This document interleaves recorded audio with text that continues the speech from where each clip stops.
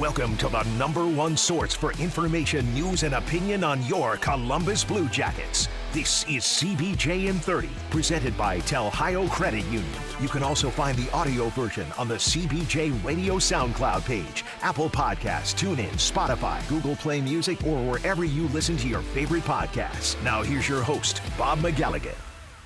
Well, is this the week that there could be some strides made in the National Hockey League returning to play at some point this summer?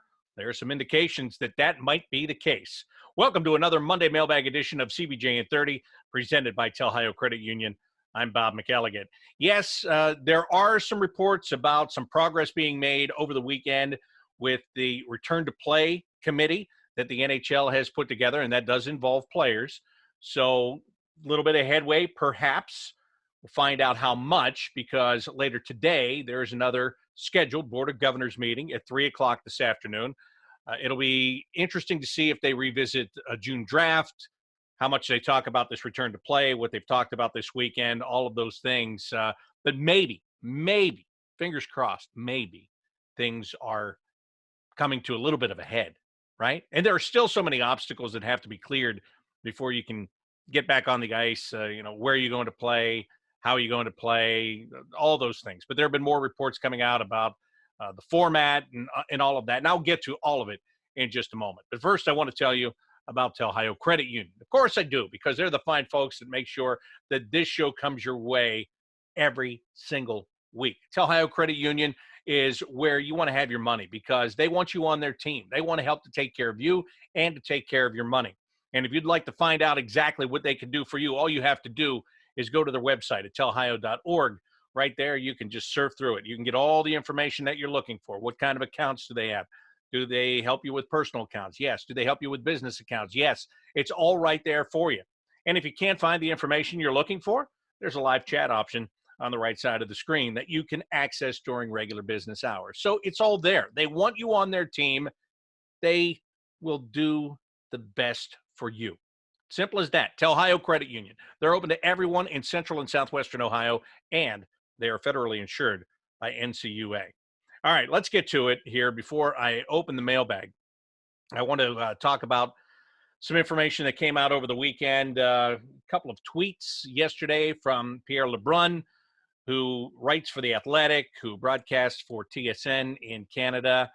Some information that he put out.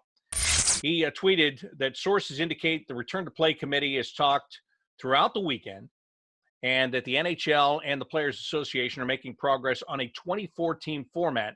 Sources are also stressing there's still work to be done, but clearly the weekend has produced some traction. More talks are expected over the next day or two. He goes on to say, again, tough to handicap at this point whether a format gets agreed upon this week or not, but definite progress. A reminder that the NHL has a Board of Governors call Monday at 3 o'clock, and that the league may announce a decision on the draft this week. Again, two different things right there, the draft and the return to play. And the draft, look, they've basically said it's going to take them, 30 days. They've got to go 30 days out if they want to get the draft going. We are already past the midpoint of May. Now, the original draft was to be at the end of June in Montreal. They still have a couple of weeks if they wanted to meet that very same time frame to do a virtual draft. Okay, they could do that.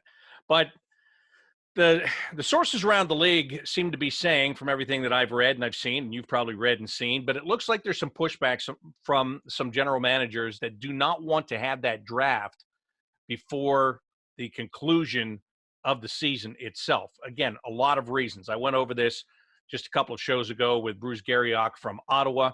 If you missed it, you can go back into the archives. You can find that show, and you can hear what we talked about with the draft. But one of the things is there are some players, and the Blue Jackets have one of them, some players that were dealt from one team to another. And there's, the contingency plans where if they play X amount of games, well, case in point, let's just throw it out there. Marcus Hannikainen was traded to the Arizona Coyotes. And the deal was that the Blue Jackets would get a 7th-round pick as compensation, but it was a conditional pick. The condition was he had to play 10 games in the NHL. Now, he went right to the American Hockey League and has not played in the NHL. So what do you do with situations like that? If you do not complete the season and Arizona, let's say they don't play any more games or however it works, if he doesn't play those 10 games, but he never really had the chance to play those 10 games, how does that work out? So that's one of the big things. And there's that. There have also been reports that there are some franchises that are not happy that, a team like Detroit and in Ottawa, same thing. They're going to pick one or two. If they go back to the old system, they pick one or two. Maybe they would like to have more of the system that has been used the last couple of years, where 14 teams that don't make the playoffs are all eligible to win the draft lottery. Of course, as I just told you, they're talking about a 24-team format for the playoffs and not the regular 16-team format for the playoffs. So that's another thing that is they're going through it with a fine-tooth comb. And look, and then I made the mistake again, and I've talked about this before, and I don't know why I do it, but I made the mistake again of going into the comments section of Twitter. Why would I do that? Why would I put myself through that? I don't know. I don't know, but I did. Okay. So here's the thing. I read those comments, and I read them actually, not only the comments on Pierre's tweet, but I actually went and I read his article and looked at the comments there as well. And I just, listen, I don't get it. There's so many people that are just anti-return to play whatsoever, and I'm not in that camp. You know that. I've said that before. I would much rather they do return to play. I do have selfish interest, let's be honest, because I'd like to go back to work. I'd like to be able to do my primary job, which is doing play-by-play. We didn't get to finish. You get a chance to go back. You get a chance to be in the playoffs, of course. I'd like to finish. There are people that are complaining about if you go to 24 teams, then you've got the Chicago Blackhawks and the Montreal Canadiens that are going to be in. They don't deserve to be in. Even the New York Rangers, they were only out by a point. But it just seems to be the most fair way to do it. You have to build an excuse to do it that way this year because of everything that happened. You can expand the playoffs. You can see if you like it. Now, there's also talk about playing a round-robin tournament before the playoffs start so that all the teams get a chance to play competitive games, because some of the higher-seeded teams are worried that if you get the teams near the bottom, like the Blue Jackets, who go right to a play-in series, they're going to be playing meaningful games. And if they win and then take on one of these higher-seeded teams, then all of a sudden they have an advantage because they've already been playing meaningful games at a high pace. So those teams are concerned about that. So maybe there's some kind of a round-robin tournament. It's been speculated that there would be points awarded, but there are points for seeding or whatever the case may be. Again, so many things that have to be worked out there, okay? But there is discussion. And, as I said, there may be traction. And isn't that what we've all been hoping for, is that there would be some traction? But to complain about the people that say there would be an asterisk against or alongside the name of whoever wins the Stanley Cup. Listen, what about a couple of years ago when the Los Angeles Kings squeaked into the playoffs as an 8 seed, and then they went on a tremendous run and they won the Stanley Cup? Well, everybody was praising that. Everybody was all about that. The underdog, root for the underdog. The underdog got in. The underdog won. They won again. They won the Stanley Cup. And it was great, and it was a great story. Now, all of a sudden, if you're letting some teams in, it's not a great story. And I think there are some teams that are a little bit nervous about facing a team like Montreal, a rested Carey Price. Now, Carey Price can't do it all, but he can do quite a bit, right? When he's on top of his game, he can do quite a bit. So there's some concern there with that type of a situation. But again, for anybody that thinks that this NHL playoff system, the way it is perfect. It's not perfect. It's anything but perfect, as a matter of fact. Larry Brooks had a column yesterday where he talked about that very thing. The way these playoffs are set up right now, where you start within your division, and then you've got the two wildcard teams, and one of them crosses over to the other division. Sometimes you have two of the best teams that are in the playoffs playing each other in the second round. And it's not a conference championship. It's not a Stanley Cup final. They're playing each other early. A couple of years ago, Capitals and the Penguins were going at each other. Winnipeg and Nashville going at each other in the second round instead of later in the playoffs because of the format. I mean, let's be honest. If you were going to do it the most fairly, you would have the 1 seed play the 16 seed, the 2 seed play the 15 seed. You do it that way. But because of travel concerns and because they would like to create rivalries and have teams within their own divisions, they don't do it that way. So the whole system, to me, is flawed to begin with. I mean, there are flaws to it. Let's put it that way. There are flaws to it. It's not perfect. And this isn't going to be perfect. No matter what they do, it's not going to be perfect. So who cares? Who cares? They want to play, let them play. Now, I was talking to somebody that talked to at least one player, and his opinion was, look, it's been so long since we played, and instead of coming back and doing this and then maybe coming back in December and compressing another schedule, which could potentially put the players in position to be injured and all that, maybe they should just, stop it now and come back. And I'll be honest with you, and this is me. My opinion, if you told me that if you cancel it now, you can come back on schedule in October with fans, your season will be uninterrupted, and you could just go as close to normal as possible. I would be for that. Okay? I'd be for that. But you'd have to have that guarantee because right now there are no guarantees. And they want to finish. We've talked about this before a couple of weeks ago. There are monetary concerns to all of this. And that's life. You can get mad about that if you want to, but that's life. There is a cost for everything. And if they don't finish this season, if they don't get some of the revenue that has been left on the table right now, if they don't scrape some of that off, it's going to have future implications in the league. They're not going to get it all back. They all know that, but they're looking to get some of it back for good reason. They want to keep the escrow down. They want to keep the salary cap at least where it is and not have to lower it, not create bigger headaches around the league for many, many teams. These are what's happening right now is probably going to affect this league for the next couple of seasons. And I'm not just talking about when they start, what the start date is and what the end date is. I'm talking about the finances of this league. It's going to affect it for more than just now until December. It's going to affect it for a while. So again, to say just forget about it and just it's too dangerous. It's this, that, the other thing. And I'm not getting into the dangerous conversation about it. That's a whole nother ball of wax that I don't want to start with. But I'm just talking about the fact that there is financial ramifications that they have to consider. All of these sports have to consider that. Look what Major League Baseball is going through right now. They want to get some of that money. If they go the entire season and don't bring anything in, they're in big trouble. And their players are not happy with what they're proposing right now, and they've got to negotiate with that. What's going to happen with football? To me, what happens with football is almost the be-all, end-all, because that is, they're the king of the hill. Let's be honest. They're the king of the hill. I don't just mean in Columbus with college football. I'm talking about the college football, the NFL, how all of that gets handled is going to be very telling in what's happening. I really do believe that. So, if they can find a way to do it in hubs, do it with no people for now, get through what's left. And it's not ideal. None of it's ideal. 2014 playoff and the way the teams are going to get involved in postseason play is not ideal. Not having fans is not ideal. Maybe not starting on time next year is not ideal. Nothing is ideal about any of this. Ask the small business people who are just now trying to reopen, if they can reopen, if they're still in line to reopen. I mean, it is this is not just in sports. This is all over the place.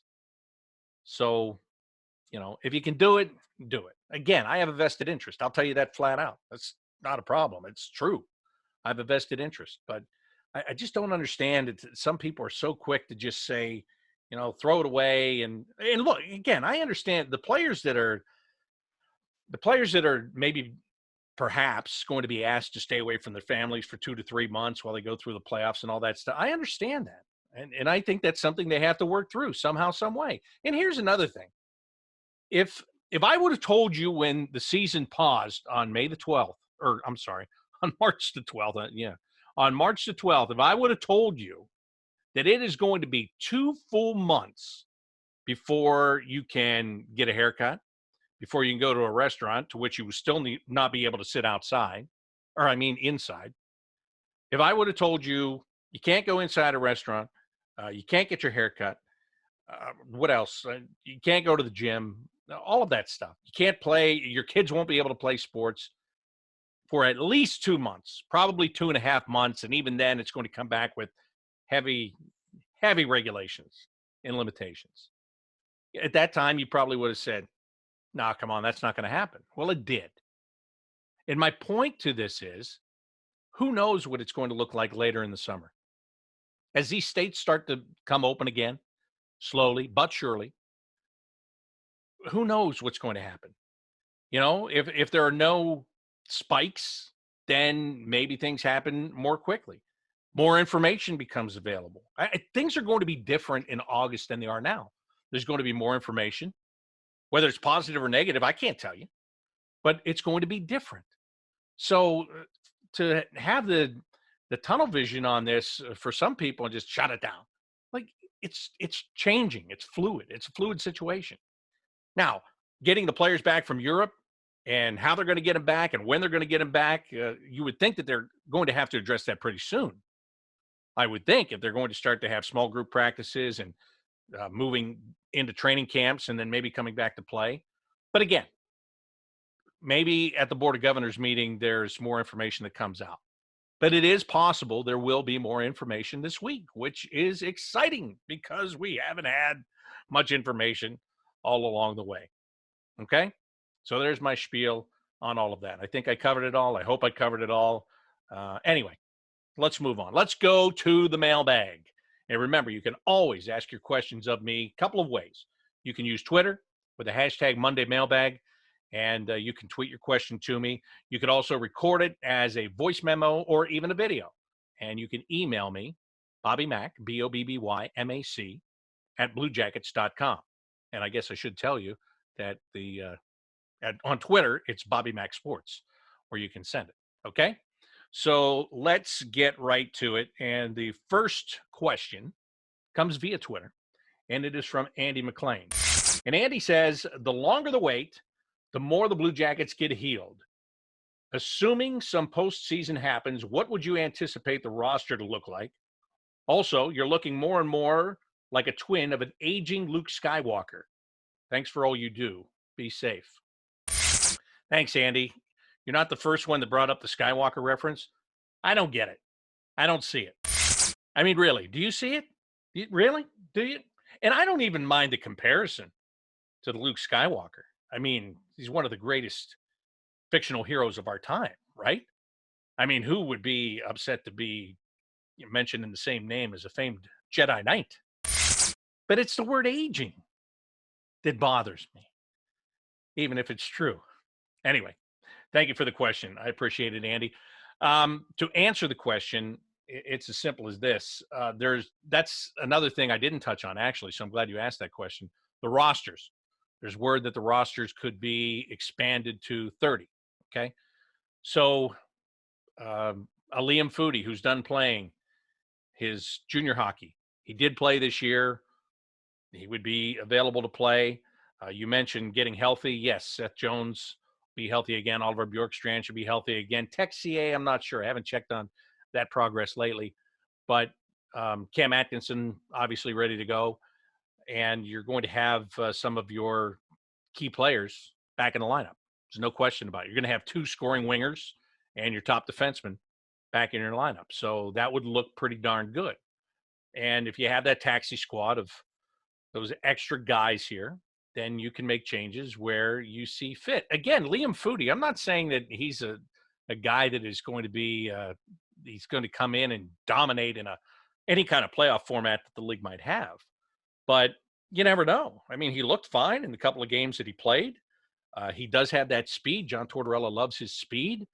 He'll be learning on the fly. It's happened before. I mean, Texier was learning on the fly during the playoffs last year. So I think they will look pretty good. It's going to come down to the same as it's going to come down to with every other team. It's going to be about goaltending. It's a playoffs. Goaltending is huge in the playoffs. Blue Jackets have 2 bona fide number 1 guys. Which one's going to be playing better? Who knows? And that's, to me, that's one of the good things about that, playing some games before you get the playoff games. If there is a round robin type of a tournament, if you're the Blue Jackets, you can use that to help to figure out your goalie situation a little bit. I think, because they're in that spot. Look, Montreal's playing Carey Price. Washington's playing Braden Holtby. Um, those are, as I'm thinking about it, um, are those the only two real clear-cut ones? I mean, Pittsburgh, are they going to play Matt Murray? Or are they going to play Tristan Jarry? You've got Carolina in their situation. Yeah, Mrazek should play over Reimer, but there's an argument to be made there. Who else? The Islanders, Grice. Is he going to go? Or Varlamov? Well, that could go either direction. So maybe a lot of teams are going to be using those games for something like that. So, yeah, it's kind of funny when you think about it. There's only a couple of clear-cut goalie situations right now. It's so strange how that has changed. The dynamics of that have changed in the NHL. But, yeah, it's going to come down to that and stopping pucks. And the Blue Jackets need to score, but I like their chances better with Atkinson and a healthy Atkinson and a healthy Bjorkstrand back in the lineup, and Seth Jones just calming everything down on the back end for sure. I like that. All right, let's go to a voice question that comes in from Greg in Cleveland. Hi, Bob. This is Greg in Cleveland. First off, before I get to my question, I want to thank you for promoting Cam Atkinson's FNF virtual run because I have officially signed up for it. So I figured after all this binge watching I've been doing, and I've gotten really good at Call of Duty, which serves me no real purpose in real life, it was time to get out and get off the couch and do something. So this is exactly what I was looking for. This will be great. And, it goes to a great cause also at the same time. So looking forward to that. My question is, with your interview last week of the outgoing president of the AHL, I had wondered, what is the league minimum salary for a player in the AHL? Thanks. Well, Greg, that's a really good question. Really good. Let me start where you started with Cam Atkinson and his virtual 5K, because I have a couple of things that I want to push here during the show today. So instead of doing it all at the end, let's talk about Cam's run right now. That run is going to be June 4th to the 7th. It is a virtual 5K. You can run, you can walk, you can bike, you can rollerblade. Heck, you can donate and do nothing if you want to. It doesn't matter. But to register, just go to fnf5k.com. And if you register by May 31st, you're going to get a free T-shirt and you're going to get a medal.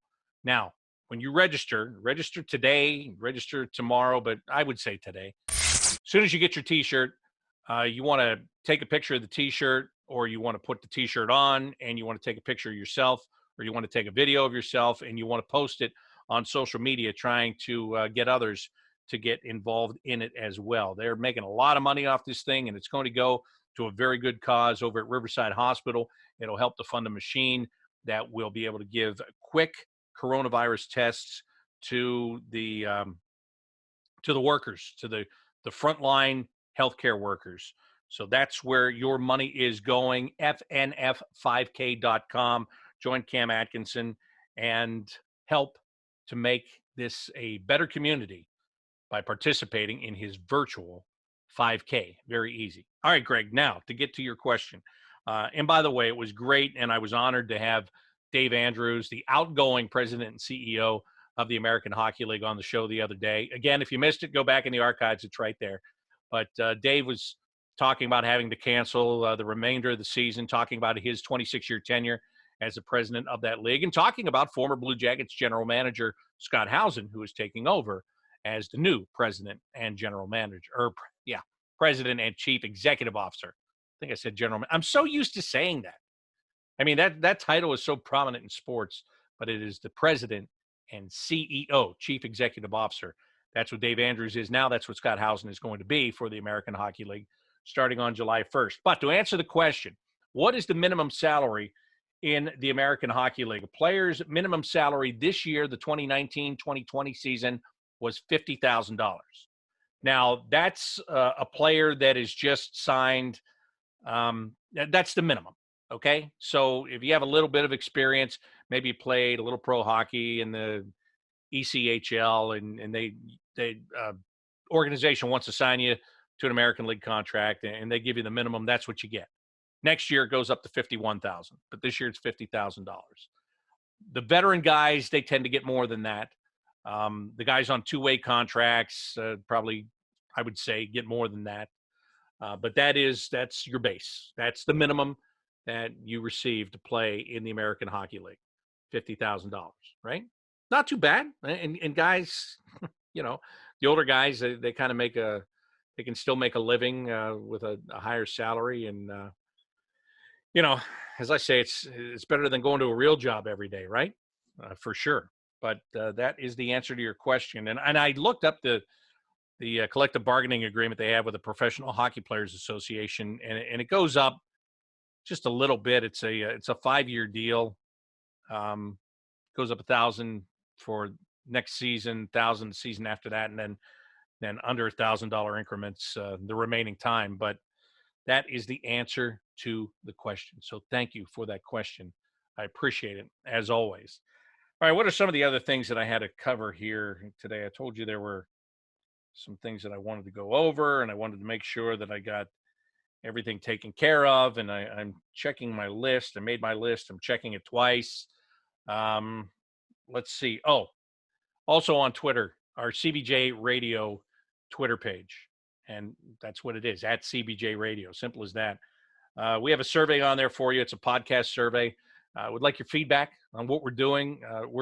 Because right now, at this time of the year, this is kind of the off season for us. I mean, I know we're still doing these shows and it's great, but we're also assessing what changes we can make for the better for next season and beyond. So we would like your feedback on that. So please check that out. If you go to at CBJ Radio at Twitter, there's a survey there. Just click on it. It'll take you literally a minute and 20 seconds to fill it out. So your feedback is valuable to me, Dylan Tyre, who does the Pipeline podcast, all of us, everyone in our office, that we're always looking for information. And we want to do it right for you. We want to, I want to do for you what you want to see and what you want to hear. So please take a minute and 20 seconds or so to fill it out. If you really want to put a lot of thought into it, it might take you a minute 35. Okay. We made it very simple, so it wouldn't take up a lot of your time, but it will be valuable for us. So appreciate that very, very much. All right. What do we have coming up later this week? I mentioned Dylan Tyre and the Pipeline podcast. That comes your way on Tuesdays. And then Jody Shelley and I later in the week will have another Blue Jackets drop in. Tentatively, we are scheduled to talk to Boone Jenner. So I say tentatively because that can always change. But as it stands, we're looking to talk to Boone Jenner this week.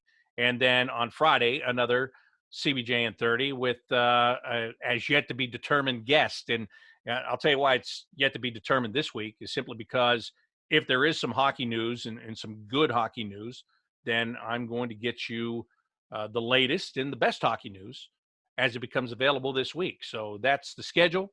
Thanks again for being here. Thanks for your questions. Anytime on Twitter, you can send me a question at Bobby Mac Sports. You can record one as a voice memo or a short video, and you can email it to me, Bobby Mac, BOBBYMAC at BlueJackets.com. Very simple to do. I love to hear from you. I love talking hockey, and I hope you enjoy the rest of your week. Get out there, get a haircut. I'm still deciding. Am I going to get my hair cut or just let it go? I'm probably going to get my hair cut because it's driving me nuts, especially when I put on a hat. And I'm actually going to get out and go do some things here in the next couple of days because I've got to. I'm being forced to. My son Matthew, he did the show with me a couple of weeks ago, and he answered one of your questions, announced that he's going to be playing baseball in the fall at Sinclair Community College. Well, unfortunately, that school decided to discontinue its athletic programs, and now he is looking for a new school. So we get to jump in the car, tour around, and go at least look at some campuses. I don't know if we can talk to anybody or not, but we can at least drive around, maybe take a quick walk and look at some schools as he looks to make a decision, life-changing decision, right? So I'm going to get out and do a little bit of that, but I will still be here for you as always. And I know that you're always there for me and for the Blue Jackets as well. So thank you very much. That'll do it for today's edition of CBJin30 presented by Telhio Credit Union. Until next time, I'm Bob McElligott saying so long.